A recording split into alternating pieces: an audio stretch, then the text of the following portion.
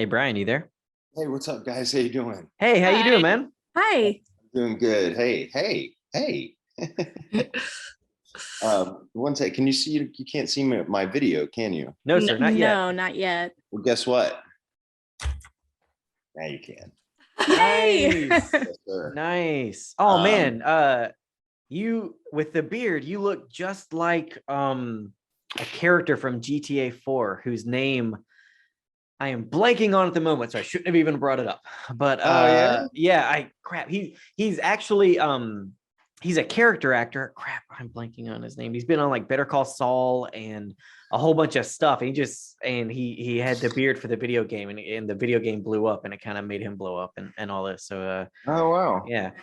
Well, cool, man. Yeah, I grew the beard out for a project that I have coming up in actually May. So my beard has to be super burly. So it's gonna be pretty cool, man. My wife's Nice. not super pumped about it, but I kind of dig it. You know. I got it. Looks cool. I got it. It looks Yeah. good. No, it looks Yeah. really Yeah. good. You know So, what's crazy though is I had no idea how much gray I was gonna have in it. I mean, look at that, man. It's nuts. I had a beard for quite a while, and when it finally came in, I was like, "How old am I? Oh my god!" You can still get a little bit of it here, but yeah, Yeah. I get it. Well, So it's awesome. it's good to see all of you. So Will, obviously, and who else is on? I'm Calissa, and yes, I'm one of the co-hosts. And we met Will at Teen Wolf convention actually several years ago now. Oh wow, Yes, quite a cool. while. Hi, Melissa. Nice to meet Yeah. you. Nice to meet you too. And I'm Kate. It's the same story though. We were new to LA and we were working a Teen Wolf convention, and Will, for some reason, was nice enough to talk to us. Someone had to, and then Right. 7 years later, I guess. But then 8 years into this Wow. friendship, I'm like, I don't know why you did, but I don't know, whatever. So Well, hey, yeah. that's awesome. I'm glad you all are here, and hey, thanks for having me on. I don't know why you really want to talk with me, but I guess we're all in the same boat. I'm here. No, it's great. No, we've been talking to a lot of great people and just reaching out to everybody, and we're now in season 3A, and the alpha pack is really cool, and it's just we're trying to get everybody, and so we're so happy that you Yes. were able to make some time to chat with Yeah. us about a show that we all love. Yeah. Yes, thank you. Is this okay behind me? So this really the only place in my house. It's not a shambles. We just moved to a new house, and the best spot in the house is on my couch. So You're totally good. Looks good to Whatever. me. Yeah. okay, Stay comfortable. cool. Stay comfortable. Cool. Okay, cool. All right. Well, shall we dive in? Yeah, man, let's do it. Excellent. Well, this so much first one isn't really a question so much as I just wanted to say how much I like Generation Kill. I love David Simon. The Wire is one of my all-time favorite shows. And then when HBO was like, hey, he's going to dive into the Iraq War, I was like, yes, please. I would like all of these things. And I just love it. And then so getting able to talk to you about Teen Wolf, but also just saying like, I really liked you on Generation Kill, everybody. thank And it you. was great. Yeah. Well, you know what, man, Generation Kill is one of those like once in a lifetime opportunities because I remember, so I was working on a film called The Guardian with Kevin Costner and Ashton Kutcher, and then, and obviously not as big a name then, was then and is bigger now, but Neil McDonough was also on The Guardian with us. And Neil and I really hit it off. And as you know, Neil was on Band of Brothers. Yep. Mm-hmm. So Neil was already kind of in with HBO. HBO loved Neil. And so we were on The Guardian, and The Guardian was really my first big project. And Neil and I, we were out at a bar actually one night after filming, and we were watching the national championship game. Neil's a huge SC fan, and it was USC versus Texas. And anyways, the game ended, and he goes, Brian, look, HBO has a new miniseries coming down the pike called Generation Kill. It's about the Iraqi war. It's going to shoot in Africa. You would be perfect for it. You should, get your team on it. And I said, awesome, man, thank you. And for me, half of the fun of acting is being on location. I mean, I love to travel. I love being on location. I don't care if it's in, Boise, Idaho, or Mansfield, Ohio, or Africa, wherever, just any place that's not my home. I'm just like, this is the raddest thing ever. Right. So, so and then once I kind of dove a little further into it, I was like, wow, this is the same team that brought us The Wire, which is still in my book one of the most epic miniseries or series ever written. The writing is insane, and so of course I had my team on it. And long story short, I went in, auditioned, I felt like I killed it, and then never heard anything. Oh no. And for almost a year, the project went away. Oh wow. Or something behind the scenes got messed up, and I was like, bummer, dang it. Everyone wanted. And then my manager called me. I'll never forget it. I was walking down Beverly, just kind of, it was late at night, and I was just kind of out for a stroll, just clearing my head or whatever. My manager calls. He goes, Brian, guess what? I said, okay, what? He said, Generation Kill's back, and you're going in tomorrow to read. Nice. So he sent me over the material. It was the same material. I went in, read, and I was the first one cast, which is super Very cool. nice. That's so cool. Yeah. Yeah, it was super cool. And of course, the rest is history, man. I mean, there's so many actors that I got to work with that are now just massive stars. Alexander Skarsgård, Michael Kelly. Yep. John Huertas, who is not only starring in This Is Us but also directing episodes of This Is Us. And I mean, it just that cast was so amazing, and we got to live sans women for 7 months in Africa, which is really wild when you throw a bunch of like red-blooded American males together for 7 months with no women. What happens? It either goes really bad or it goes really good. And for us, it was just, we're all still really close, all still really good buddies. And once a year, the whole cast still tries to get together. So Nice. yeah, it was cool. Nice. Great experience. Yeah. So thank you. Sounds really cool. Yeah. And it's actually one of my, whenever I get recognized from that,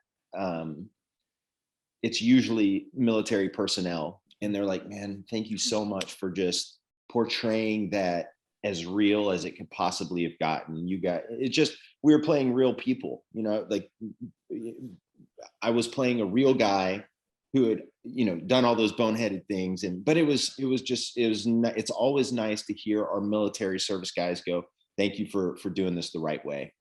So it is a very, very cool job. Well, that's fantastic. That is Yeah. just fantastic. And speaking of cool jobs, we have our next question. How did Teen Wolf come into your life? Yeah, Teen Wolf. So Teen Wolf, let me think. How did it come into my life? Well, I was actually in the middle of changing agencies, and this was the first audition that came down the pike from my agent still, but this agent that I was I guess having meetings with, Pakula King. Joel King is his name, the owner of Pakula King. And he goes, well, I had just had a meeting at his office to meet him and his team. And he goes, hey, I just saw in the breakdowns, Teen Wolf is casting this group of alphas, and one of the characters you're perfect for. I know we're not officially signed or whatever, but would you like to go out and audition for it? When we'll get you in there. I said, yeah, absolutely. So see how it goes. And so that was that. I went in, I auditioned. I think I went back 2 or 3 more times, maybe, read for Jeff, and then that was it. Ennis was born. Nice. Yeah. That's awesome. Yeah. And I think what helped was, so during Generation Kill, to your point, so I left for Generation Kill in June of 2007. June 1st, I flew out. I was 240 pounds. I was just a big dude. And I mean, I'm still a big dude, but I was a big dude. And during the course of those 7 months in Africa, I wanted to be very true to the real human being that I was portraying. And all of those real guys, from the push from Camp Matilda into Baghdad, on day 3 of that push, they had lost one of their supply vehicles for food. So these guys literally for 30 days lived on ripped fuel, coffee grinds, and 1 meal a day. and they were sometimes up for 24, 48 hours at a time. So by the time they actually reached Baghdad, they were all just emaciated and had lost a ton of weight. And so I left the States June 1st of 7, came home in December, the end of December or January of 8. And I came back home at 198 pounds. Wow. That is It's insane. intense. Yeah. So it was really intense. And it was actually really cool to watch my body do that, because I hadn't been that small since high school. And it was actually beneficial for me moving on to more, I guess, kind of leading man roles as opposed to just always like big guy roles. And so after that, I had gotten a comedy pilot called Alligator Point that I was the lead in, and then went on to a couple other projects. And then I had been out of work for about a year before Teen Wolf. And I was like, you know what? I feel really good when I'm bigger. I'm just going to put back on some more weight. And it was at the tail end of that like 3 or 4 month stretch where I got back up to about 220 pounds where this audition came up, and it was perfect for Ennis. So I feel like it's kind of funny. Had I still been 200 pounds, I don't know that I actually would have got the job. So who knows? But it definitely helped for Ennis, because he needed to be a big strapping lad. Yes, to be a powerful alpha in a pack of powerful alphas, you got to stand out. So That's right. Excellent. Well, we're very happy that happened. Yeah, me too. So was there anything that you had to do to prepare for the role of Ennis? Well, I mean, I think like any job, it's like, man, there was so much when I came onto the show, season 3, right? Yeah, 3A. Yeah, 3A. There was already such a fan base, right? And then and you hear people talk about it. And then of course I grew up with the original Michael J. Fox Teen Wolf. And I know it didn't have a lot of correlation at that point, but it was still such an important job for me to be like, wow, there's a lot of people that love this show and have a huge cult following. I want to make sure that I can, bring the smoke on this one. So, just preparing, I guess, was more of just staying in this kind of intense, intimidating kind of manner whenever I was on set, just because he was the enforcer of the alpha pack. Deucalion had all the brains and was obviously strong in his own right, but this guy was the enforcer. So I just wanted to be able to portray that. So nice. That makes sense. Yeah, makes complete sense. How would you describe the atmosphere on the Teen Wolf set? Oh, it was great. It was great. It was funny to watch, to be on set with younger people that, were on a hit show.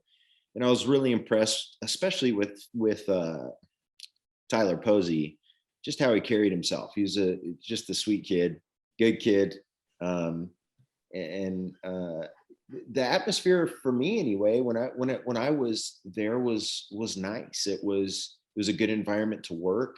It was intense at times for sure, man. We shot a lot of long hours on that show. A lot of long hours, a lot of night shoots. But it never got to the point where the cast, the crew, the producers, anyone was ever you never felt like people were getting angry or pissed or anything like that. It was always a pretty chill environment, even at hour 14 of shooting at night in an abandoned mall when it was freaking 30 degrees outside. And golly. But it was great. Like those nights, man, I remember multiple times Jeff or whoever would come up to us, hey guys, we know it's been a long day. We have a coffee truck that we just hired to come out for a couple hours to help everyone get through the night. And that's really cool. I've been on a lot of sets where we've shot a lot of long hours where no one ever thinks of that. So it was a very, I would say cast first environment, which is cool. Nice. Great to hear. Yeah. Mm-hmm. It is really, Jeff was always very much like he was always talking to Joe or Karen or any of the other producers, and it's like, how many hours are they working tonight? It's like, all right, well, we need to do something, so it was always like, who do we have on standby, which truck is it? Because I remember there was one night we were at a stage, but it was like an all-nighter. It was going to be an all-nighter, and it was like, well, here's the in and out truck for you, everybody, Right. or this or that, and so it was, because unfortunately we did have a lot of long nights, Yes, and we did. but it's just it's honestly really Russell Mulcahy's fault, because he makes nighttime look so good on the show that you're Good like, old well, Russell. let's put it at Just set nighttime. it at nighttime. Just set it Yeah. at nighttime because it'll be beautiful, and that's Yes. what matters. So yeah, We but did a lot of night shoots, man. That is but true. worth it. Yeah, Worth it. They were all great. They were all Yeah. great. Awesome. How would you compare Teen Wolf to other shows you've worked on, like Arrested Development or Agents of Shield?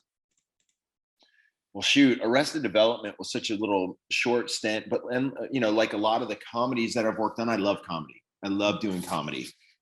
From the very first project I ever got, Bring It On, to what most people recognize me from is Big Bang Theory. Comedy is amazing, and being able to go to work knowing that you're going to crack up all day long as your job is a really fun thing, especially when you're surrounded by people like Johnny Galecki and Jim Parsons and all those great comedy actors. It's just a fun gig. Agents of Shield, totally different job, but every bit as fun in its own right. I mean, how often as an actor, I remember when I got that job, I didn't even know who I was auditioning for. It was so hush hush, and Marvel makes you sign a billion NDAs every time you audition, that you're half scared to death to even mention that you're auditioning for something for Marvel. But to be able to play an original Stan Lee creation such as Carl Creel was just a freaking amazing job. Amazing job. I would play that character for the next decade and ride it to the sunset if they let me. So, and then Teen Wolf, where Teen Wolf stacks up, man, it's up there with all of those jobs for me. Big Bang Theory, Shield, Generation Kill. I loved my time on Teen Wolf. I love the process of going through the transformation to become the alpha with Ennis. I loved getting fit for contacts, getting fit for teeth, doing the prosthetics. I think that's such a cool thing to do when you're an actor, to not only emotionally try and go there as your character, but you physically get help.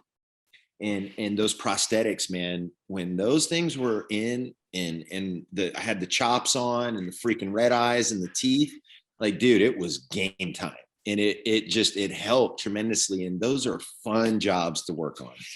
Nice. Well, speaking of like the prosthetics and stuff with Creel, I know a lot of that was visual effects. Did you find the process? I know the process, I guess, would be different, but did you prefer one or the other? Like, say, having the prosthetics, or I'm not exactly sure how they did on Shield, if it was just dots or something, because he's absorbing man. So it's like he's Right. oh, he's concrete now or diamond now. Right, right. Yeah, it was kind of a mix on Shield.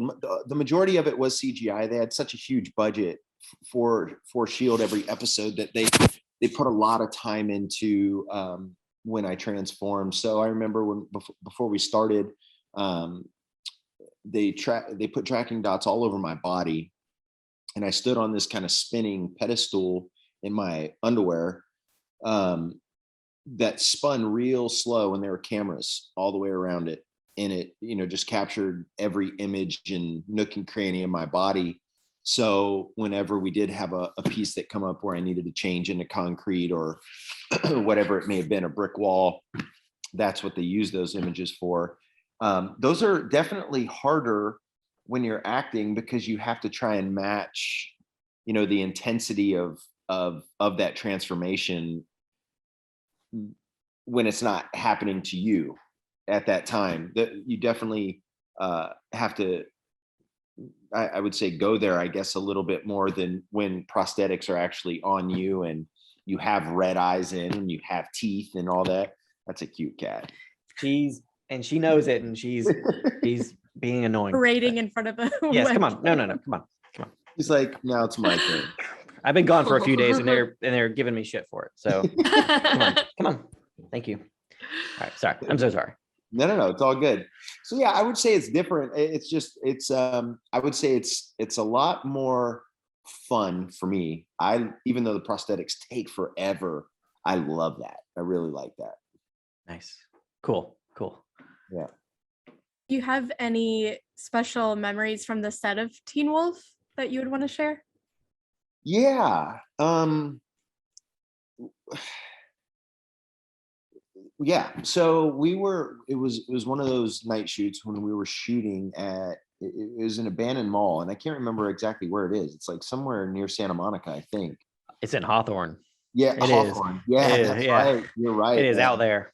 Yeah. And it was a night shoot, and I was super tired, and it had been a long night, and I had a lot of fight scenes that night, and it was freezing cold, and normally I'm not real like sensitive to that, but for whatever reason that night I just could not stop. Like I was just frozen.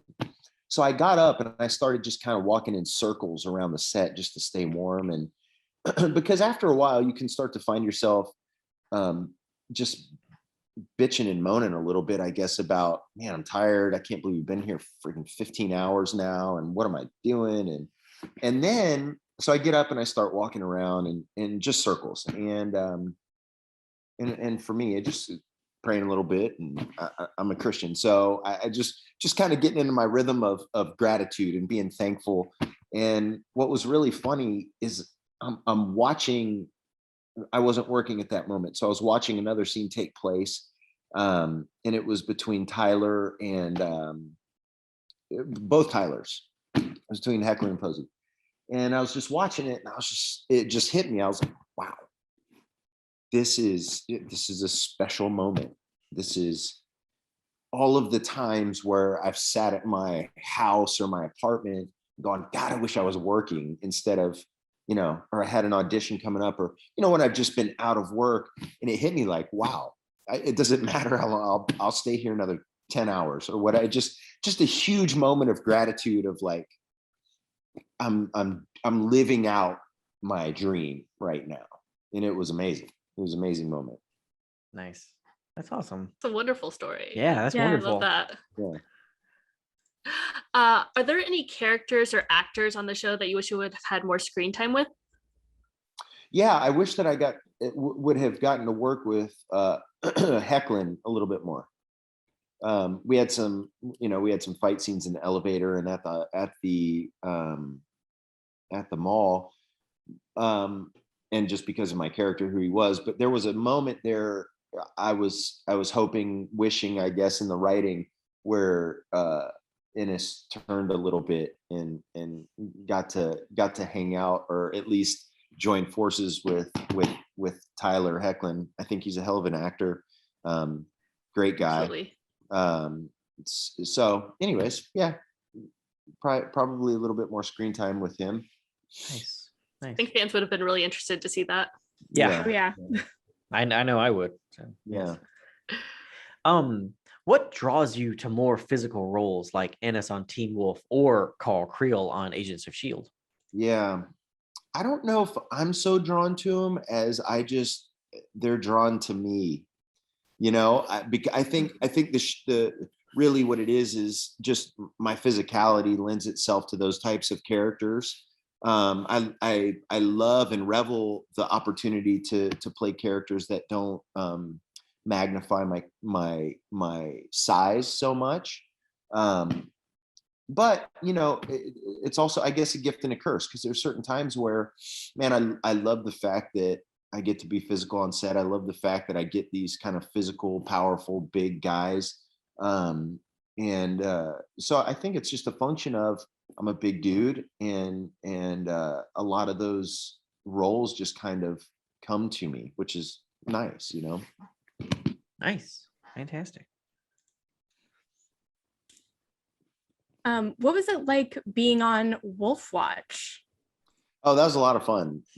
Anytime that I can do like a talk show or be a part of an event from a show that I've been on standpoint, and answer questions from fans or be engaged just with the fan base, is, man, it's so much fun. I mean, that's why we do this, right? Is to touch people and to be able to I guess, be on a show that interacts with the fan base, and you get to answer questions for fans and be a part of their everyday life as yourself, is always just a blast. I mean, that's what drew me to acting is growing up. Man, I love going to the movies, and it was kind of a function of being from a broken home. That was just one of the things we did to kind of, I guess, pass time and take us out of our reality. And that just kind of continued my whole life. And so whenever I get the opportunity to talk to fans or sign an autograph or take a picture or interact with the fan base, it's one of the best parts of this job.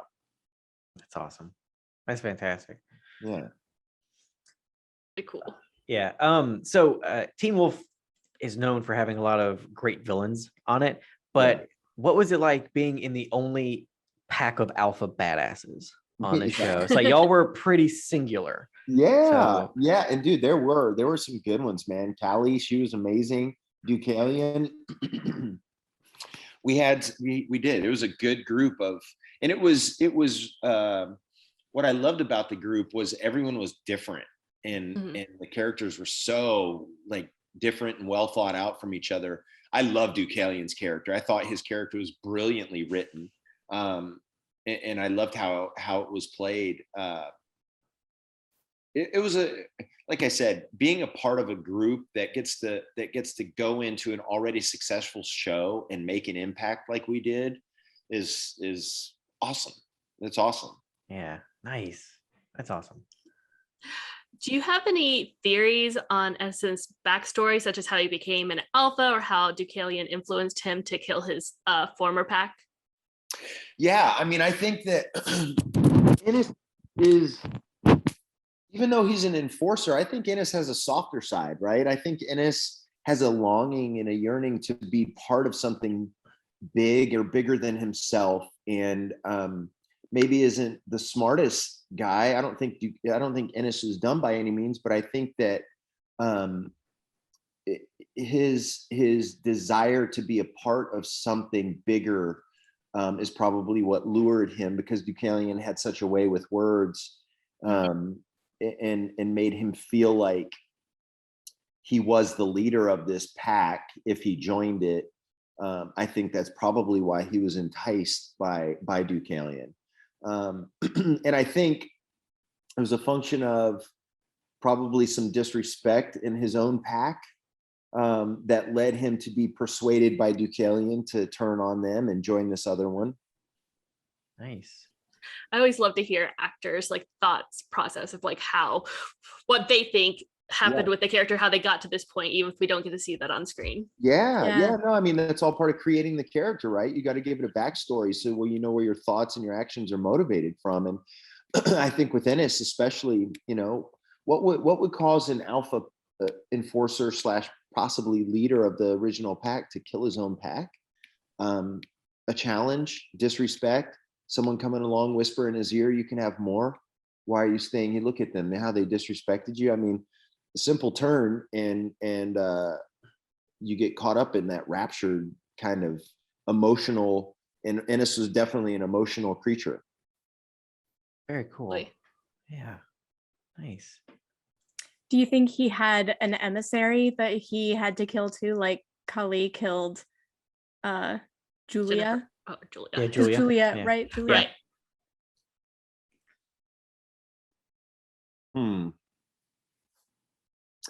I don't think so.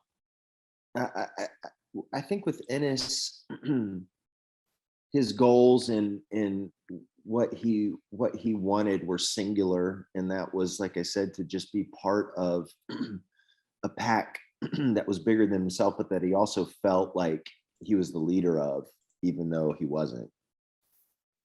Gotcha. Okay. Yeah. Nice. If the bite had taken, do you think that Ennis would have taken Paige away to be part of his pack, or do you think he would have left her with the Hale pack? I think he would have taken it. Interesting. Interesting. I think he would Yeah. have taken it. Interesting.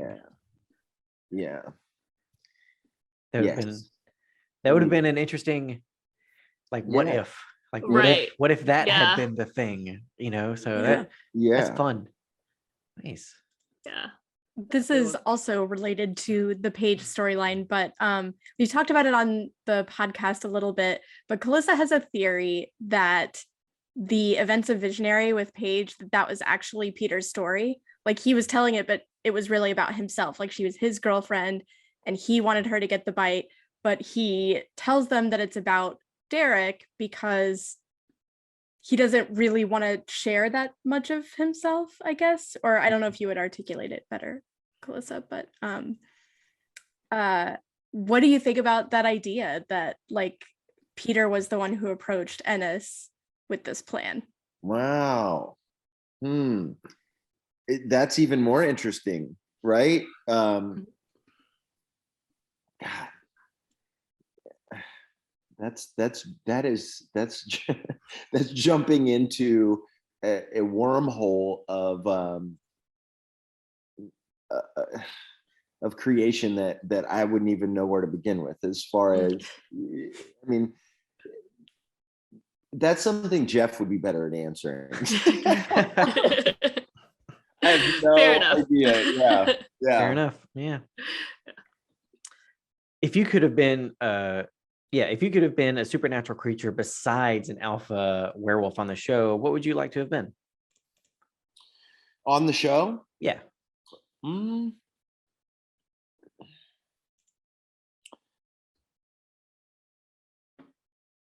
be honest with you, I don't think that I think the powers that Ennis had and his abilities, I would have just liked to have seen those come to fruition. I don't know that I would have changed it. I think that I would have just liked to have seen those unfold more with the lengthening of the storyline or whatever. But I absolutely loved that character and what he was able to do and the powers that he was given. I think he was at the top of the food chain, in my opinion. I wouldn't want to do another one. Well, hey, all right. Honestly, like he was such an interesting character to me. I don't care.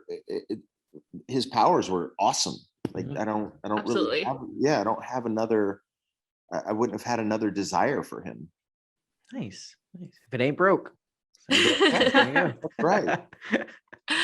Do you prefer playing a hero or a villain? And do you think that Ennis was a villain? Would you consider him a bad guy? Yeah.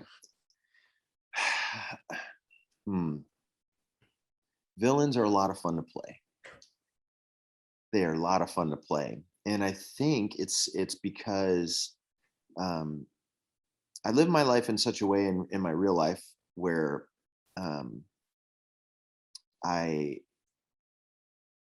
feel responsible and hold myself highly responsible for taking care of my family, taking care of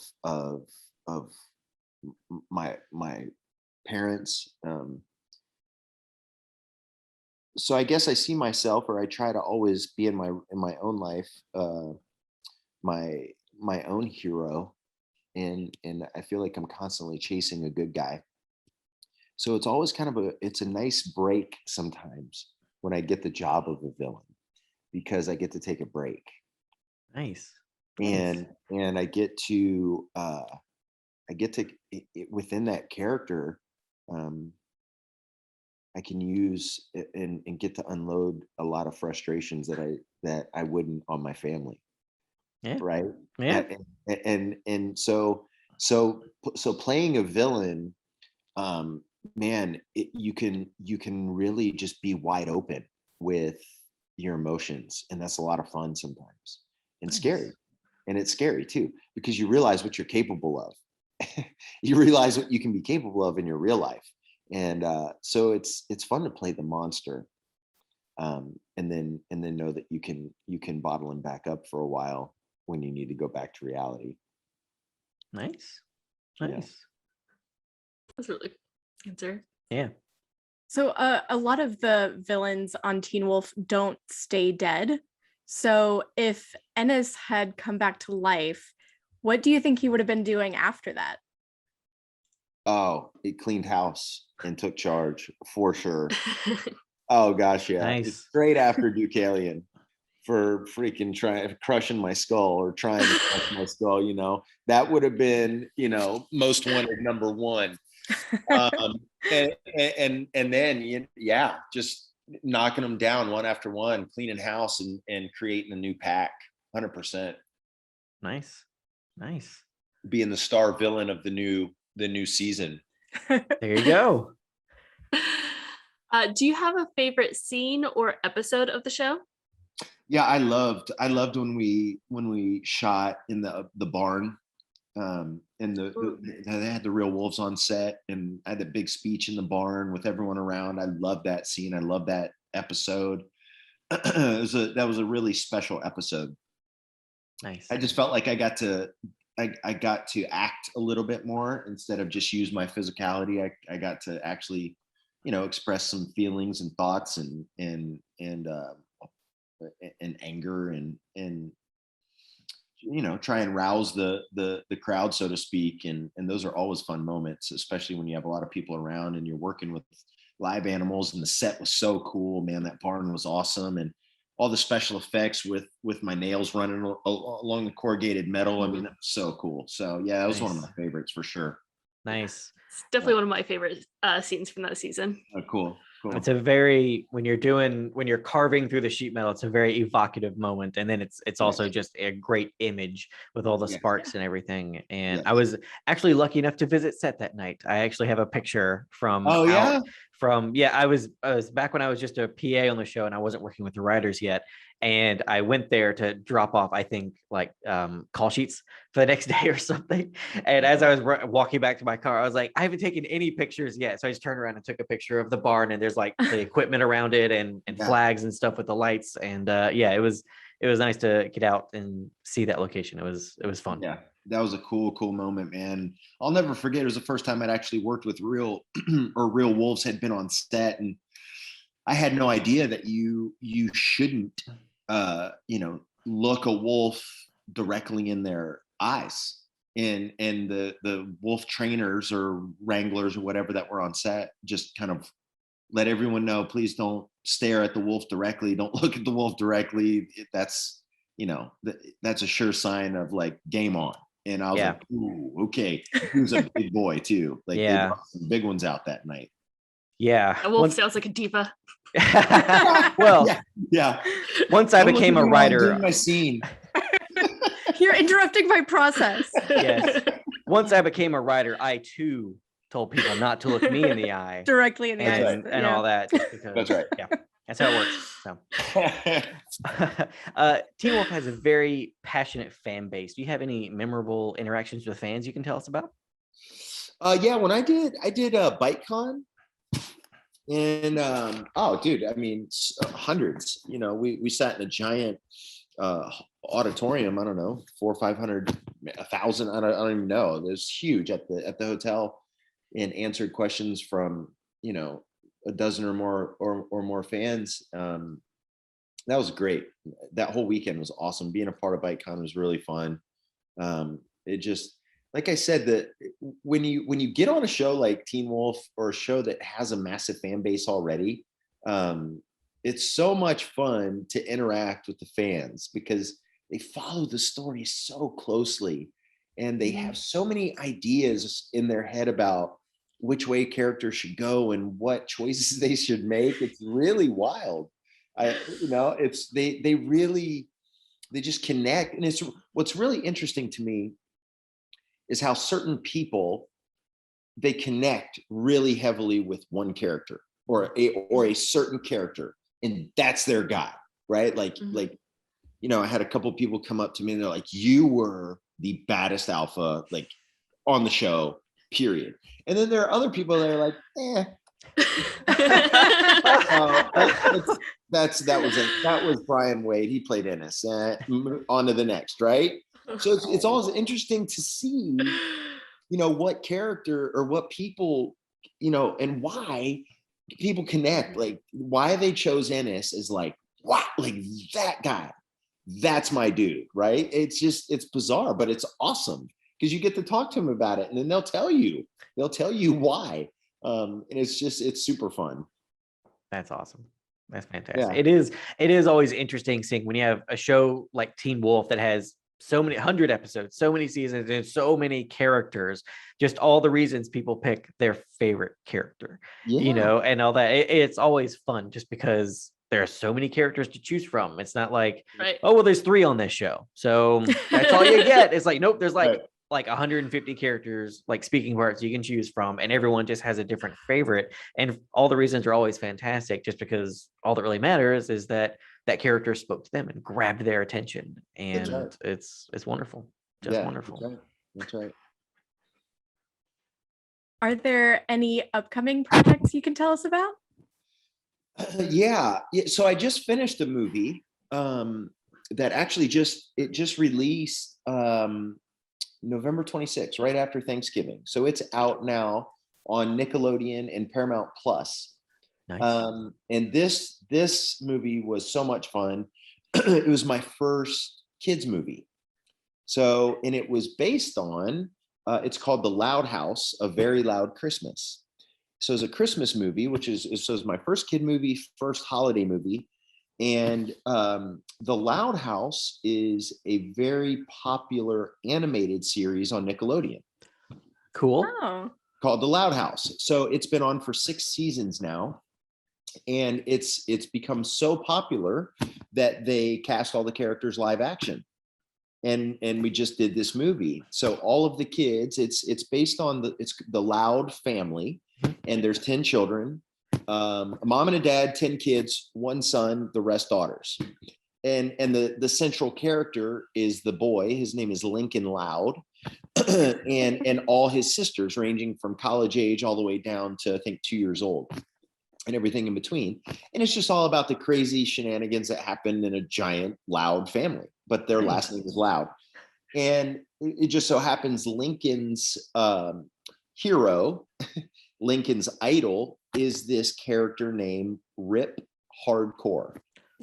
I like it. adorable. I love that. Fantastic. So Rip is this crazy cross of Ric Flair, Crocodile Dundee, and Steve Irwin. He's a wilderness survival expert who is just this wild character. And what's really cool about him, on the animated series, he has a shaved head, which is why I'm sure I got the audition, because a lot of my jobs, I've got a shaved head.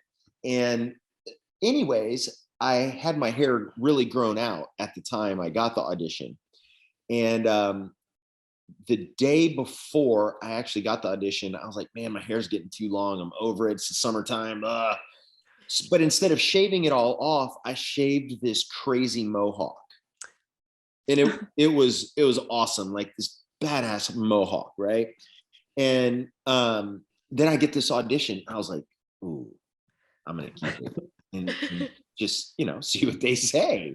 And if they don't like the mohawk, I can whatever, I can shave it off. Not a big deal. So, but in the animated series, Rip also, he wears a bandana, a red bandana, like tied up around his forehead, right? Like real, like hardcore wilderness survival expert dude. So I go into the audition, or put it on tape or whatever, and I got this mohawk sticking up in a red bandana. And I slay this audition. I knew I did. It was just wild. It's so much fun, full on comedy. And so anyways, I end up, they send notes. I redid the audition even bigger. And then I end up getting the job. And they love the mohawk so much that they not only let me keep the mohawk, but I end up chasing this wild beast in the movie. If you watch it, it's a really cute Christmas movie. It's only an hour and 15 minutes, so watch it if you have time. But I end up chasing this fake beast through this town on like a side by side, right? Like a little 4-wheeler. And of course, I wear a helmet. But they love the mohawk so much that even on the helmet, I put the helmet on. They put a fake mohawk on the helmet and a fake bandana. It was amazing. I love that. That's awesome. That's fantastic. That's great. That's great. Oh, it was amazing. It was so much fun. So I just finished that this year. And then now the hair's growing back in for a project that I've been working on for 6 years. Wow. Okay, nice.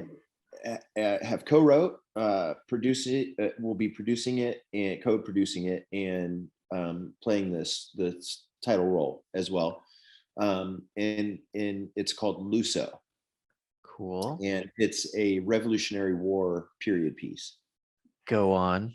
Yeah, yeah, it's gonna be epic, man. So it's basically based on it's a true story about a guy named Peter Francisco, who was kidnapped at 5 years old off the island of Terceira in the middle of the Atlantic. It's a Portuguese settled island.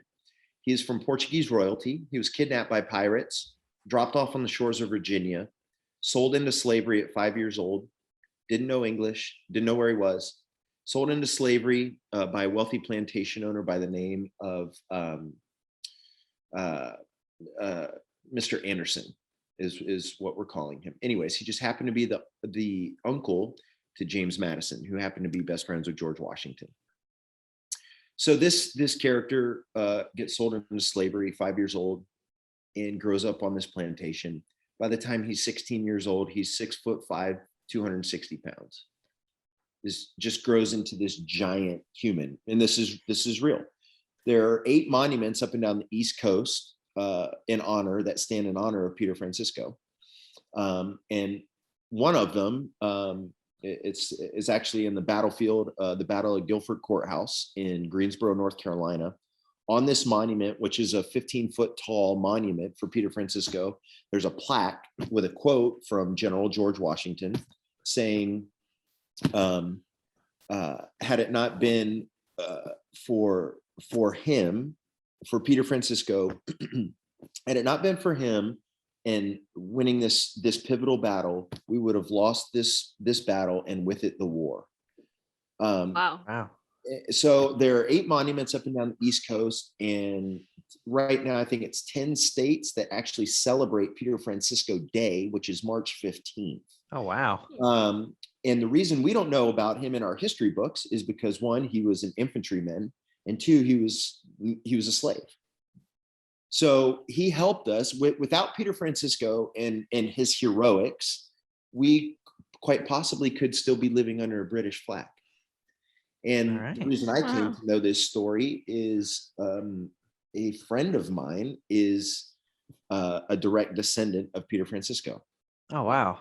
That's very cool. So Yeah. he'd done all this crazy research, wrote a book about Peter Francisco about 8 years ago, and then did a documentary that the History Channel put on. And he brought me on board about 6 years ago, and now here we are. We just got our investors, and we're starting to roll now with pre-production. Fantastic. That's That's really, awesome. really cool. Yeah, so it's going to be a 9-episode limited series. Awesome. Yes. That's And awesome. It's going to cover Peter Francisco's life, and there's so much more I could tell you about this guy. That he goes through this epic. There's an epic love story as well. He ends up becoming in Congress in Virginia, and still to this day, it's the longest funeral procession of anyone who's ever sat in Congress in the state of Virginia when he passed away. So Oh, wow. there's so many crazy stories about the heroics of Peter Francisco and what he meant not only for our country but just for freedom itself. And in my eyes, right now, there's not a better time to tell a story like this. Yeah. We're very excited about this story. Well, that's fantastic. And I for one, look forward to watching all of those words be on Yes. screen, Right. because you had me at Revolutionary War. So I Yes. was like, yes, nom, nom, nom. I want history. So Yes. Awesome. It's gonna be awesome, man. Sounds really fantastic. cool. Yeah. Awesome. Well, Brian, thank you so much for joining us and being Yes, on the thanks for having podcast. me. This has been absolutely wonderful talking about a character in a show that we all love. And that's kind of the whole point of this podcast, is that we get Yep. to talk to people who worked on the thing that we love very much. Yeah, And it's cool. been a blast so far, and you've made it even better now. And it's just wonderful. Thank you so much for taking the time to talk to Thank us you. today. Oh, guys, you're so welcome. I'm humbled to be on. So thank you for having me. Awesome. Well, you have Yeah. a wonderful evening or afternoon still, I guess, for you. And Yeah. and we'll talk to you soon. Okay. All right. Thanks, guys.